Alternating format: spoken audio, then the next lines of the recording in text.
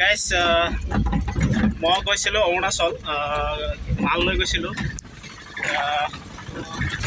কথাটো এনেকুৱা হ'ল, মই অৰুণাচলৰ পৰা আহি থাকোঁতে মানে আমাৰ অসমৰ পৰা অৰুণাচল গ'লে মাজতে টুলুং বনাঞ্চল পৰে।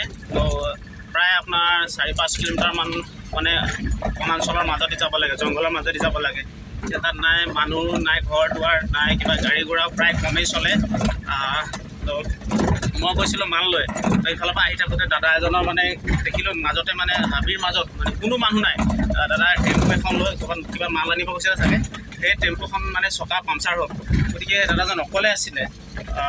এতিয়া মোৰ মানে মই সেই ঘপককৈ দেখিলোঁ, মোৰতো ভয় লাগিছে। মোৰ পূৰা গ্লাছ ইফালে দেখিছে কিমান ঘন অৰণ্য একদম।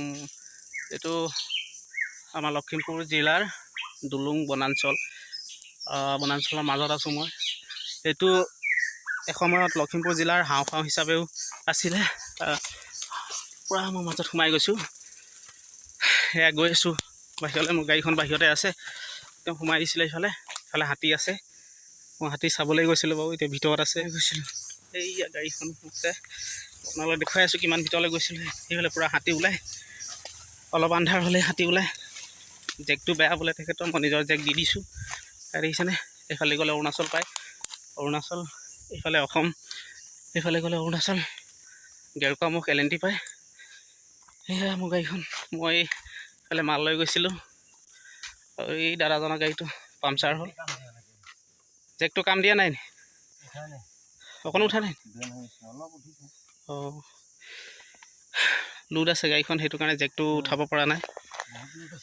অঁ, দেখিছেনে পূৰা ঘন অৰণ্যৰ মাজত এনেকুৱা। যদি দাদাজন অকলে আছিলে, মই এইফালৰ পৰা আহি থাকোঁতে দেখা পালোঁ দাদাজনৰ জেকটো বেয়া, আৰু মই নিজৰ জেকটো আছে সেইটো জেকো উঠা নাই, দুটা জেকো উঠাব পৰা নাই।